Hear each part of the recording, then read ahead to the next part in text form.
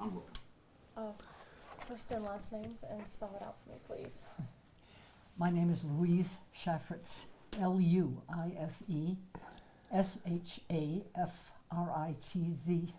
And you're the grandmother? I am. And I'm Alexander Arrow. That's Alexanderarrow. I'm Kieran's father. we're only just a couple days. I mean, talk to me about Kieran. He seemed just like a remarkable young man. Indeed. Yeah, every parent wants to brag about their children, but Kieran was the star of every class he was ever in. He was the most loving and determined and articulate and insightful kid. He had a very clear sense of his goals, where he was going to go in life. He's going to be a neuroscientist, a PhD neuroscientist. He was going to work on Alzheimer's disease and other things, and he had determined this by age 11. And so, you know, we want the world to know what was lost by this particular bomb blast. Kieran was going to this great school in DC. You were saying, Louise, he was learning Mandarin. He was taking all these classes, and he was in Sri Lanka because of a study abroad program, correct? It wasn't a program. His mom is very well traveled and gave him a wonderful international exposure. I mean, she had taken him to 5 continents. He'd been on African safaris and all the great museums of the world, and usually that's something you tell your kids about, and then they go and experience it as an adult. But he would be teaching me about those things, and it wasn't a program. He was at his regular school, which is a really good school in Washington D.C. called Sidwell. But he had a special situation because his mom decided that it would be a good idea to go to get some even more international exposure by spending a semester abroad. Usually you don't hear about that until college kids do a semester abroad, but at age 10 he was starting, doing his 5th grade semester abroad in an English-speaking school run by British people in Sri Lanka. So that's what he was there doing, and he was learning Mandarin there. They weren't teaching him Mandarin in DC, but he was studying Mandarin and Sinhala, the language of the Sinhalese of Sri Lanka, and he was excelling at that. And he was the star pupil there too. I mean, their grade system, instead of pluses, it's stars. So he was the only one with an A double star average, which is perfect. And they honored him there at that school and gave him special recognition. They had a ceremony where he walked up in front of everybody because of that. I mean, there's nothing we could say that could convey how wonderful he was, how exceptional he was. With any age group, he was good with his friends, and with my friends that are in their 60s and 70s, he could talk on anything. And everyone loved to talk to him because he had his opinions, but he was very respectful, listened to them, listened to what was going on in the world. It was a delight to have him in with me anywhere, just delightful. And yes, we have lost a great mind, and the world has lost a great mind. And I say that as a grandmother, but also as an unbiased observer I have seen other children his age, and no one comes close, no one. Before the attack, he'd come home for spring break recently? Yeah, so ever since he was doing this abroad thing for the last year and months, he would spend his, because when he was in DC, I would go there for the 3-day weekend visits, but for when he was in Sri Lanka, he would just come back for his spring break, his winter break, and his summer. So we just had spring break, so he was with me in my home in San Diego for 2 weeks. And we were all set up to celebrate his birthday in August at your house. He was going to come back, and we my husband and I had plans to go join them then. In San Diego. Mhm. I guess, how long ago was this? He spent 2 weeks with you. Yeah, April 1st through the 14th. Just days ago. Just days ago. So I brought him back to the airport on April 14th. What is that, 1 week ago? And that's the last that- time I saw him on Skype. We Skyped with them on the 13th, to say goodbye and bon voyage and stuff, not knowing it would be the last time I spoke to him. That trip to San Diego, obviously those 2 weeks together, what are the memories? What are you going to remember? What was so special? Well, that we have this lake behind our house where we go kayaking, and it's a really good opportunity for deep father-son conversations while you're out on a couple of kayaks on a big lake, so that'll definitely stick out. And one of the conversations you had with his mother is that he was wanting to come back to do more kayaking. Yeah, when he was on the table in the hospital, that was one of the things that just came to her mind to blurt out in his last few minutes, was that he just had said that he wanted to. He can't go because he needs to come back and go kayaking with you again. He needs. She said, he told me, Alex, that he needs to come back and go kayaking again. And this was at the hospital when they had him on life support. He did not have a pulse, and he died at the site as soon as the shrapnel pierced his heart. But they put him on life support because that's what they thought they should do. That's what she wanted, even though it was useless. It was just filling up his lungs with air, but he had no pulse, so there was no way for it to energize his body to get around his bloodstream. So she was distraught, as you can imagine. She wanted him to go there, and the doctor said they wouldn't remove life support until he was there, but well, she was demanding that. She was demanding it. The doctor said it was useless. The doctor was asking for our permission to remove the ventilator. So I began this interrogation of the doctor to try to figure out exactly what had happened and what was going on. And they were being a little circumspect with what they were telling me because they didn't want me to do something drastic. I have a medical background. I've worked in hospitals. I know that when somebody has died, the guideline is you don't tell the relative that they've died. You tell them there's something very serious. You need to get to the hospital right away. If you tell them they've died, then they could get in a car wreck or something. So that's entered my mind. It was as soon as they said, you need to come here, and they wouldn't. And I said, well, tell me what happened to him, and they kind of wouldn't answer. But then they got me on the phone with the doctor, who said,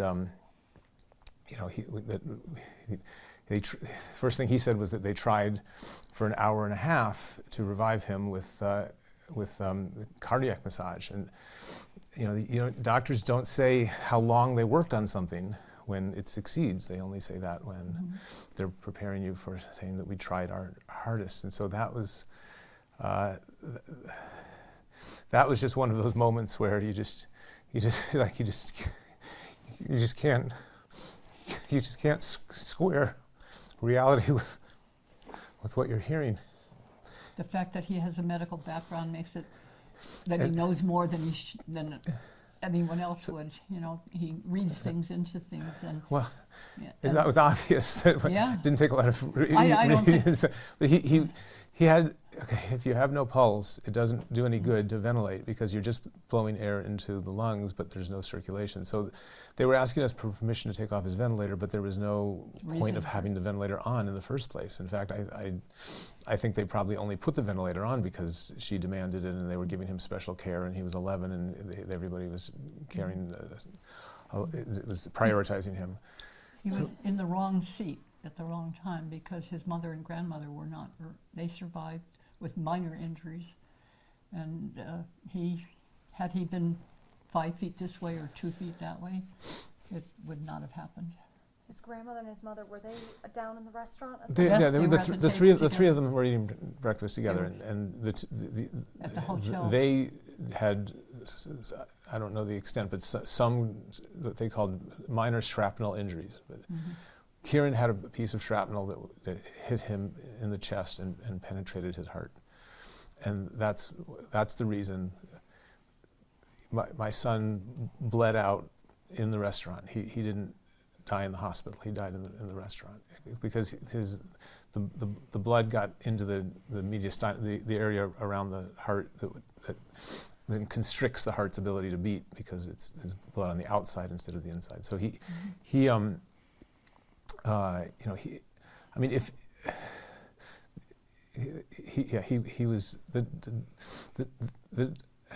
was gone before he got to the hospital. Easter Sunday, his mother calls you. Could you believe what had happened? When you heard about the attack, were you thinking about your son? Did you know? I didn't hear about the attack. Saturday night, our time was, it was 8 p.m. this last Saturday night. That was 8 a.m. Sunday morning. They're exactly on the other side of the world. It's 12 hours apart.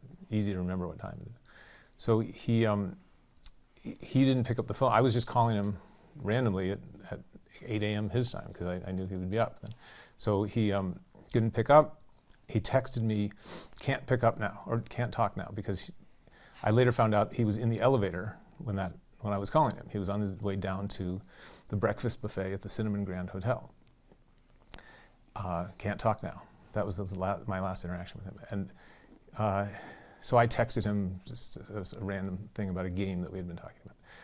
And I didn't hear about anything in the news. The phone started to ring, and I was making dinner for the other kids. I were visiting. I didn't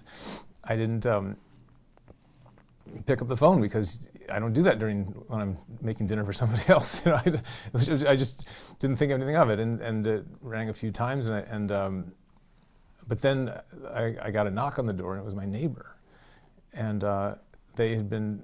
when they hadn't been able to reach me, they had called Kieran's aunt, my sister-in-law, and she figured out that because she knew that my neighbor was a realtor, she looked up realtors in the San Diego area, found her number, got the neighbor drove up my driveway and knocked on the door to say that you need to call Sri Lanka. So that's how I found out about it. And then it wasn't his mom on the other end of the line. It was her cousin, because she couldn't pick up the phone. They have a lot of relatives. She has a lot of extended family there still. She was born in this country. His mother was born in this country, but her mother and the rest of her family are still in Sri Lanka. I got it. And she was talking with you. You mentioned she said that he can't go away because he needs to go kayaking again. Yeah. And he wants to take another IQ test to prove that he's smarter than me. He needs to do that, and he's going to be a neuroscientist. And he hasn't even kissed a girl yet, and he's 11. And he needs to be a teenager. He needs to kiss a girl. That's what you were saying. Yes. Didn't know that. Yeah, that is one of the things that hurts so much. We were going to celebrate his 12th birthday, and we are not going to be able to do that. These memories, he just sounds like such an amazing young boy, knowing that these terrorists took him away from you way too soon, and hundreds of others. Mm-hmm. Yeah. It's a terrorist group. It's not a country. It's not an individual per se. Mm-hmm. They don't even know which one. They're all claiming credit. What a terrible word, credit. They're taking credit for this. They don't know what they robbed. All families have lost loved ones, and the world has lost Kieran. And he was going to do great things. He really was. Do you know how his school or his schoolmates may be handling this? Or very badly, I would assume. He had so many friends. And the school itself, Alex got a letter from the principal. Was the principal? Yeah. Somebody at the school. Someone at the school. But they extolling his virtues. They just sent an email. It's a prestigious school, and it's a tight-knit community. It's a private school. Parents are very involved. I've been there a few times, and I can just tell how the parents are almost like another set of teachers. They're all volunteering for things all the time. I once I gave a guest lecture on Lego building there. Yeah. How's the community, I guess, rallied around you and Kieran and his mother? Have they been reaching out to you? This is too soon, I think. This is just Saturday night, so I've been hearing from a lot of individual people, but Yes, there's no organized thing from the school. I think as- that's what you're asking. As the news spreads, we're There- hearing from people that we haven't heard from in years. Yes. Yeah, it's a lot, and it's noteworthy that a lot of people who barely knew him are saying things like that they need grief counseling because he made that kind of an impact on kids that had met him once. What do you think is one thing that you will take away or remember forever about Kieran? Oh my, too many things to tell you about. All over my house there's memories. Your house must have even more. Places he's been, what he did, the games we played, his pictures. If I tried to avoid doing things that remind me of Kieran, I couldn't move an inch or live. Everything has got his signature on it. Every game we played and place He's a we went. wonderful gamesman. Wonderful. The more complicated the game you could devise, the better it was. He followed the rules exactly. Was creative with making his own rules sometimes, and we would make home movies together. yes. He was a good actor. It was. Their latest adventure was two pet pythons. They were making videos and uploading them to YouTube, and I absolutely loved them. And Kieran was guest commentator on the last one, and read from a script, I understand, but it sounded like an Attenborough, documentary. It was just wonderful. Facts about the python, scientific facts, scientific drawings. And is that what you were texting him about after he said he Not that you particular. mentioned there was a game that you texted him. Oh no, it was No. a different. That was just a board Yeah, game. the day earlier we had been talking about that, but no, That's right. that particular text just 45 minutes before the bomb at 8 p.m. my time, 8 a.m. Sunday morning his time, was just about a different random game. Are you happy with your last interactions, knowing that you told him you loved him? I'm sure glad I got that spring break with him. That was, there was. You never know when it's going to be your last interaction, so that's a good point. You should tell everyone you love them as if it would be, because apparently if things are so fragile, you just don't know. I would put it that. Just don't. Life is fragile. Mm-hmm. Don't take anything for granted.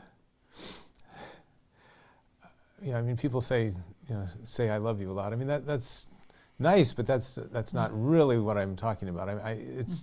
It's just that you take stock of every minute that you have with your kids, and recognize that you can't always protect them, because you have a natural parental protective instinct, and that it feels normal when your kid is with you and you feel like you could stop any sharp object or anything that could come near them. Kieran was so safety conscious. He wouldn't even go down water slides. I couldn't get him to go down a water slide in a water park because he was afraid of danger. His mom wouldn't let him ride in the front seat of the car. He's 11 and he's 5 feet tall already. He was careful, so, very careful. it takes 2 minutes for the brain to go when it's deprived of oxygen. Piece of shrapnel to your heart and no circulation and an entire lifetime of memories. All your neuron connections are gone.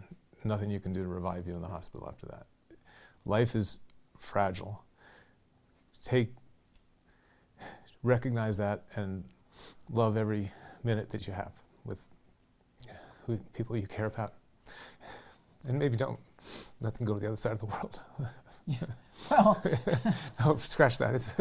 It's okay to go to the other side of the world, but just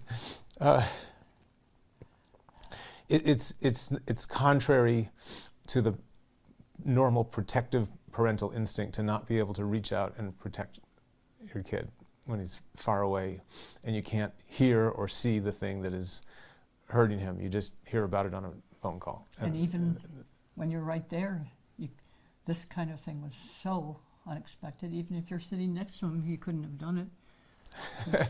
Yeah. It's an interesting thought. I think it feels to me like I could have You just could have reached just out reached and, out. and taken the shrapnel on my shoulder or something if I'd been next to him. I don't know. You probably would have. Probably not, but Probably it would. feels that way. Has that been the most difficult part, being a world away? Yeah. Hard to It's a difficult. cold, scary feeling when you can't do a damn thing about it. When you just get a phone call and you just as a parent, you're much more powerful than your kid in protecting them. You can do things like use seat belts and get really tough, safe cars to ride in, and but you're not all powerful. You can't stop everything. How are you two holding up? Is it just family supporting each other right now? I know you said you drove up from San Diego. He flew in. I flew. I didn't want to drive.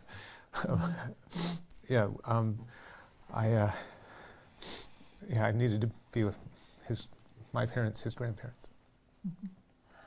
How has everything been? How are you all holding up? There's a numbness that comes and goes. There's a nightmare quality to it all. In the mornings I wake up thinking, this didn't happen. This is, it'll all get right. He'll call, we'll find out it just didn't happen. And then the realization hits, no, this is real. You see pictures of him on the news, and you say, oh my God, this is real. And the way friends are reacting around the country, around the world, calling us, they're experiencing the same things because they knew him. Oh my God, look at that, that's Kieran on the phone. What? It's very unreal. I think you described it best about in slow motion, that everything happens in slow motion, and then it speeds up, and then you get distracted by some other phone call, and then speeds up again, or slows down again. So we will get through hour by hour. We will feel numbness, and then pain, and then eventually we will never forget it. We'll never forget him. I think it's a common feeling that probably anyone can relate to, that if you have something bad happen and then you haven't slept for a while and then you drift off to sleep and then you the moment that you wake up and you're thinking to yourself, is that bad thing, was it a nightmare or was it reality? And you can't, just in that moment when you're just waking up and you haven't really remembered whether it's real or a dream, and then you're like, oh, it's not a dream. That feeling, which I've had on much lesser things in other times in my life, just things that are minor bad things, and you just wake up and you're like, oh, damn, that's not a bad dream. And so if you just really amplify that feeling, that's the best way to describe. I know you mentioned Kieran wanted to be a neurosurgeon. Were there any Not other... neurosurgeon, No. neuroscientist. Neuroscientist, my bad. Neuroscientist. Were there other dreams, aspirations, college that he talked about or wanted to do? Well, as a younger boy, he wanted to be paleontologist, but that changed. He was always very scientifically directed, wanting to learn anything and everything he could possibly learn about the sciences. Was there any... He was, you mentioned college. He was very specifically determined to go to Harvard. It was Harvard, MIT, or Caltech. He was very aware of those three schools, and both his parents went to Harvard, and he got that in his mind pretty early on, and he was always so he was talking about that. A Harvard neuroscientist, that was his thing. Is there anything else you'd like to add about Kieran you feel like we haven't discussed, and what you want the world, everyone to know about your son, your grandson? We want the world to remember him, or at least for a little while and realized what a wonderful boy he was and how much we lost. We lost personally, and they lost, the world lost it. The scientific things he was going to do would have just been enormous. I was convinced of it, and not just as his grandmother, just I was convinced of it completely. And most people that met him knew he was very special, very special. It turns out, instead of being famous for being a neuroscientist in the future, what my son is going to be known for is this. This is his fate, and so that's why we're talking to you, because we don't feel like it should just go unnoticed. He was going to be famous for doing great things. Now at least we can know that what was going to happen, and therefore know what this particular terrorist bomb took from the world. A terrorist has no idea who he's hitting. It was a kind of a random roll of the dice for that suicide bomber, but he was very effective in this case. Anything else about Kieran coming here to Las Vegas? How many times did he visit you? Quite frequently. Usually around Thanksgiving time, we would have him and his cousins, and we'd all gather together, and everyone would play games. We were a very game-oriented family, and he loved coming here from the get-go. He was tiny when he first started coming here, and he would call me just to talk, or I mean, this is so unusual for an 11-year-old. For when he was 8 years old, 10 years old, you could talk to him on the phone like a person. It says, usually a child that age goes, what? Yes, no. Mm-hmm. He had actual thoughts and sentences and feelings that we would talk about. I can't say enough about what an unusual, wonderful, brilliant child he was. And I will miss him terribly. Thank you so much, both of you.